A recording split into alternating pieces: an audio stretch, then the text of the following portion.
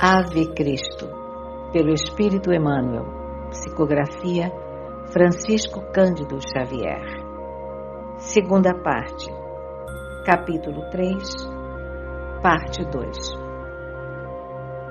Teódulo dirigiu-lhe frases reconfortantes e aconselhou-o a insistir na noite seguinte. Não era ele amigo do velho Vetúrio desde a infância? E, demonstrando desfrutar a intimidade de Helena, prontificou-se a orientar alguma combinação suscetível de beneficiá-lo. Prometeu entender-se no dia imediato com a família da menina e recomendou a Marcelo aguardasse no jardim no horário de sempre, onde estaria em pessoa para dar-lhe as boas novas. Volusiano não cabia em si de júbilo. Comovido, apertou as mãos do protetor com efusiva satisfação e contemplou o elevado, qual se estivesse diante de um semideus. Ambos contentes se abeiraram de algumas mulheres alegres, admirando-lhes os bailados exóticos. Em seguida, despediram-se com cristalinas gargalhadas de velhos amigos. De manhãzinha, Teódulo procurou Helena para informações. A senhora escutou-lhe o relato verbal entre curiosa e indignada. Ao término da minuciosa elucidação, falou enraivecida. Com que então era noivo da mulher que me invade a casa? Triste par de criminosos natos. Ela me furta o esposo, ele me perverte a filha. Ainda bem que estou viva e sã para impedir vítimas novas. Esboçou o irônico sorriso na máscara fisionômica e perguntou ao companheiro: que sugeres? Helena, ontem mesmo o assunto poderia ter sido liquidado. Atravessamos juntos a corrente do Tibre. Ele, desorientado pela embriaguez, poderia ter caído nas águas, dormindo para sempre. Ninguém daria por isso. É um biltre que não ajuda ninguém. Todas as informações colhidas no anfiteatro coincidem quanto a ele. É vagabundo, preguiçoso e ladrão no jogo fácil. Ninguém sabe por que teria merecido o interesse de Cláudio Lício. Sem nome, sem dinheiro, sem procedência, de que modo concorreria com o nosso Galba num casamento de tal monta? Não desejava, porém, assumir qualquer responsabilidade sem ouvir-te. Procurei encorajar-lhe a vinda hoje para qualquer decisão. Naturalmente, agirei segundo a tua vontade. A senhora pensou e, após longa pausa, considerou resoluta. Fizeste bem. Regozija-me a segurança de tua fidelidade. Nasceu-me agora no cérebro um plano eficaz, em cuja execução Tassiano será chamado a contas com a eliminação de nossos inimigos. Um velho sórdido quanto esse Basílio, de que me dás notícia, não devia reclamar-nos tanta consideração. Mas para avançarmos sem aborrecimentos, procuraremos a família de Carpo, de modo a conhecer-lhe a verdadeira situação. Antes de mais nada, porém, é indispensável atingir o objetivo mais próximo.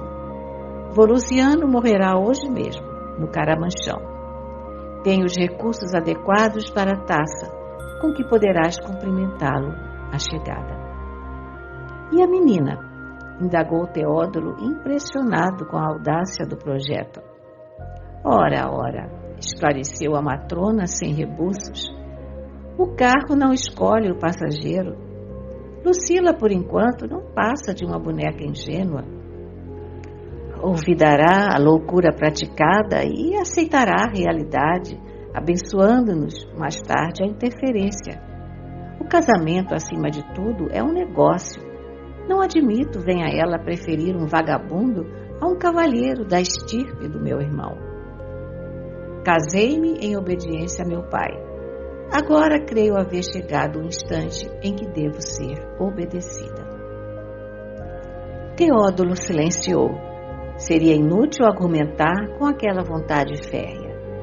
Enquanto Anacleta auxiliava a jovem enferma, Helena e o amigo atravessaram o dia refletindo no acontecimento traçado para a noite. Marcelo não faltou à palavra. Na hora justa, elegante e bem posto, alcançou o jardim, encontrando o suposto benfeitor da véspera a esperá-lo no isolado recinto verde onde ele e Lucila costumavam sonhar. Abraçou Teódulo imperturbável. Trago o coração pulando no peito, disse o rapaz, tremendo de ansiedade. Acaso os deuses me favorecem? Como não? Respondeu cordial o intendente de Opílio. Os imortais nunca desprezam a juventude. E Lucila? Atalhou o recém-chegado impaciente. Ela e a mãezinha virão ter conosco. O avô deseja que o assunto do casamento seja carinhosamente examinado. Ninguém se oporá desde que os pombinhos se entendam e sejam felizes. Marcelo esfregou as mãos contente e comentou espontâneo. Oh, a glória, enfim! O amor vitorioso, uma herança poupuda. Sim, realmente, afirmou o amigo com indefinível inflexão de voz. Receberás a herança que, naturalmente, será justo esperares da vida.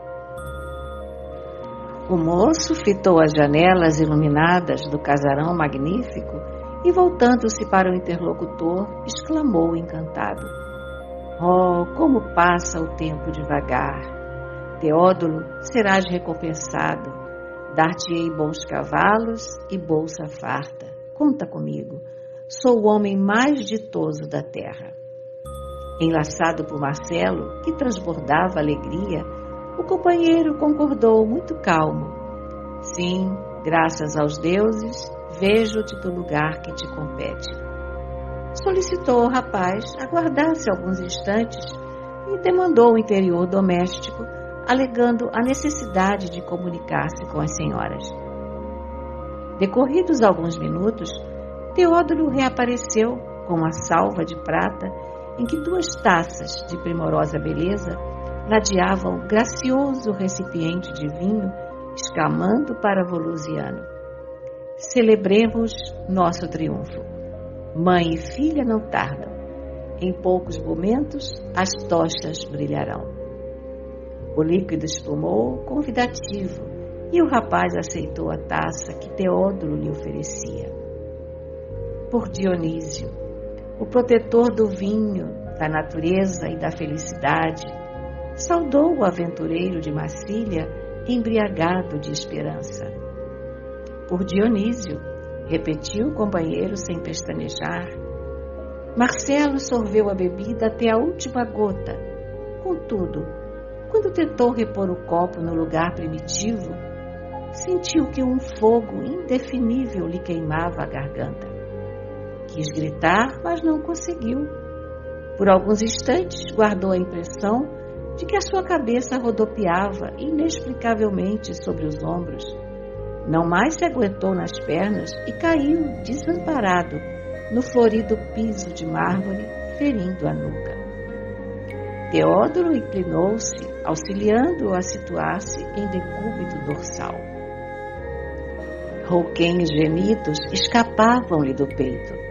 Cravou no envenenador os olhos injetados, a fuzilarem de ódio e amargura em meio das sombras, e tentando expulsar a baba sanguinolenta que lhe escorria da boca, indagou em voz sumida: por que me matas, covarde? Esperavas a proteção dos deuses? Replicou Teódulo cínico. E a morte é a herança que os imortais reservam aos homens de tua laia. Malditos, malditos. Foram essas as suas derradeiras palavras, porque a breve tempo inteiriçaram-se-lhe os membros e cadaverizou-se-lhe o semblante numa triste carantonha. O assassino afastou-se ligeiro ao encontro de alguém que o observava por trás de frondosa tilha. Era Helena, que sorriu satisfeita à informação de que tudo fora consumado. Acompanhou o amigo até o minúsculo pavilhão que as trepadeiras abafavam, e a claridade mortiça de uma tocha contemplou o cadáver ainda quente. Era um belo homem, comentou insensível. Poderia ter sido amado e feliz se soubesse conservar o pé no degrau em que nasceu.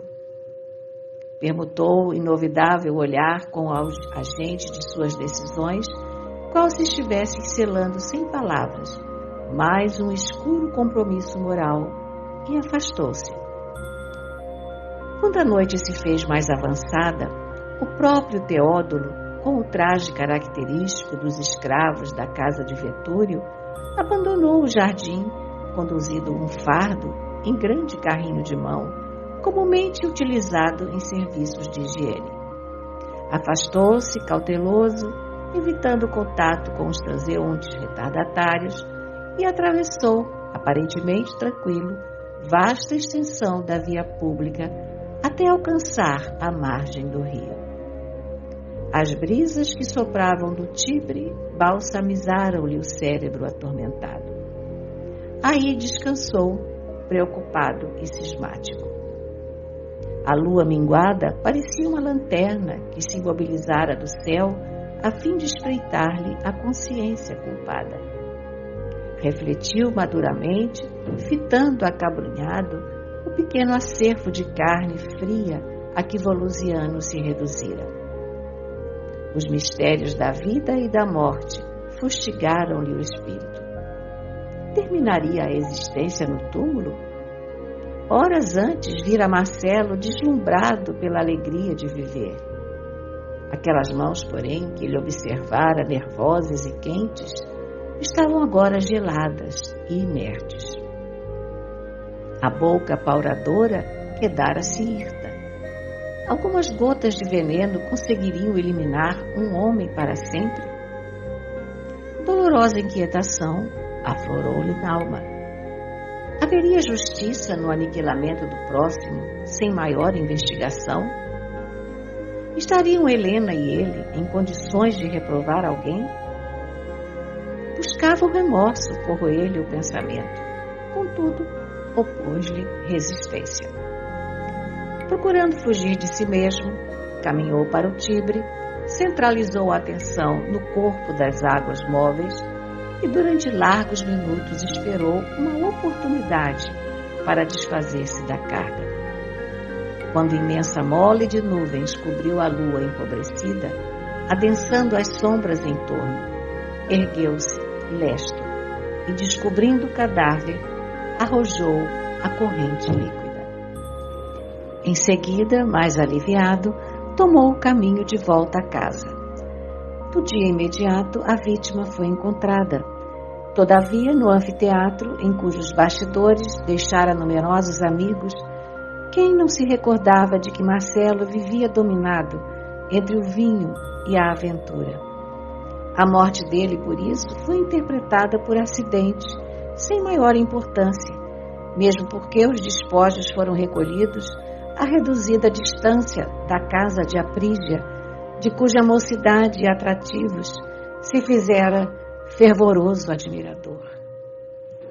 A notícia espalhou-se rápida, não tardando a penetrar o domicílio de Vetúrio, onde a jovem Lucila foi tomada de intraduzível angústia.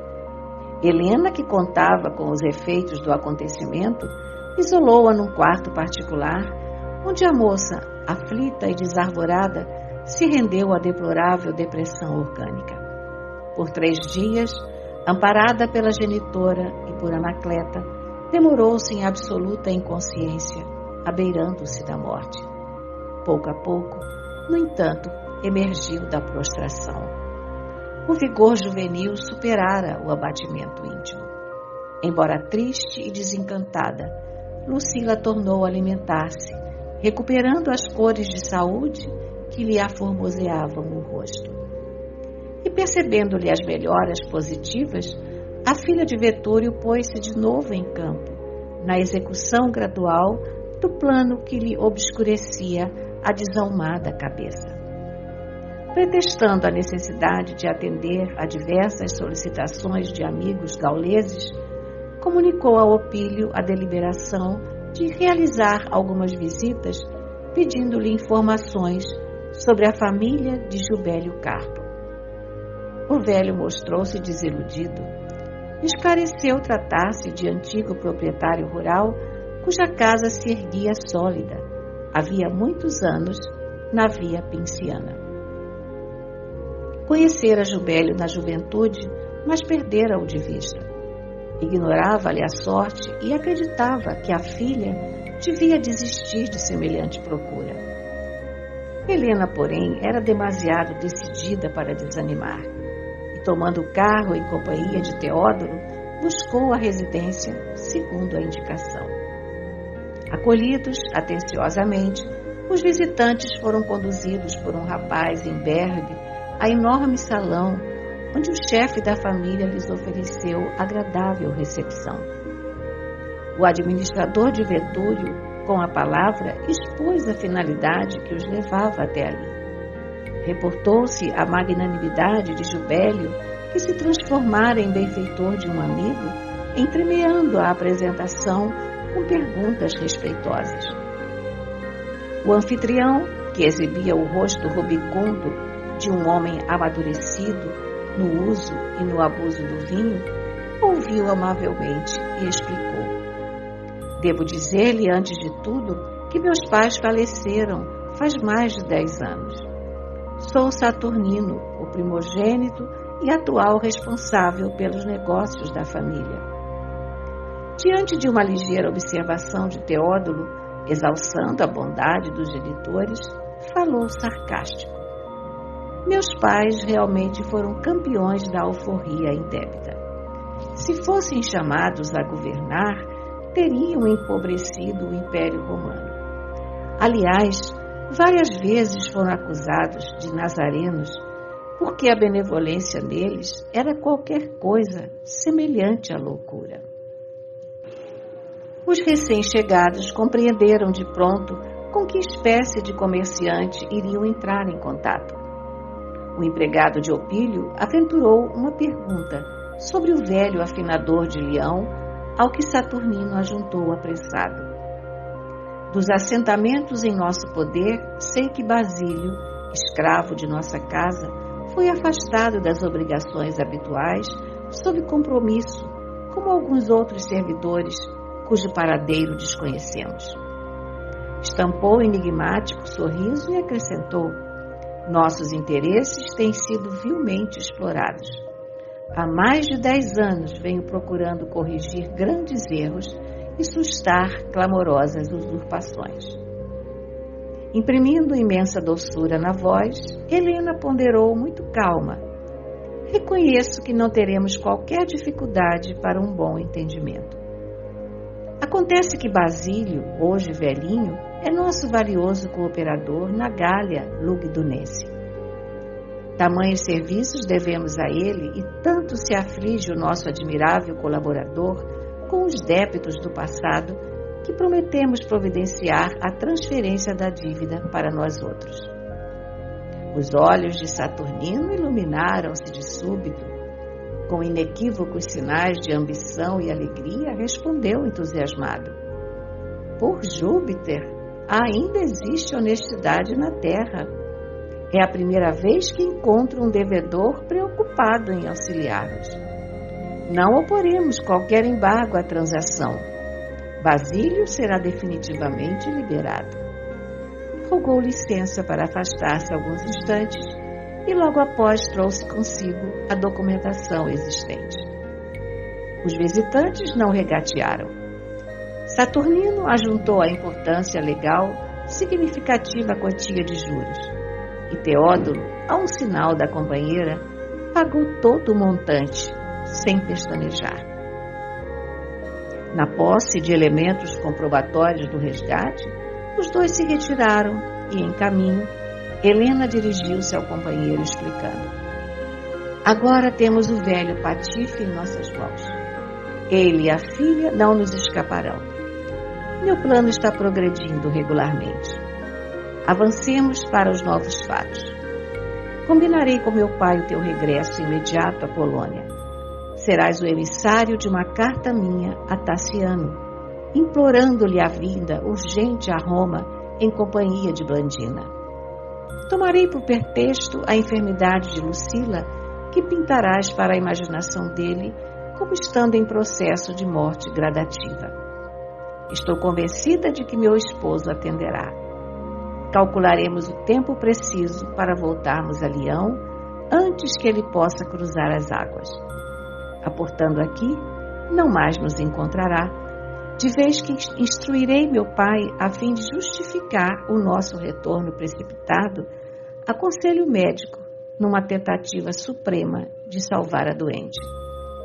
Achar-nos-emos então em Leão, suficientemente desembaraçados para o trabalho punitivo.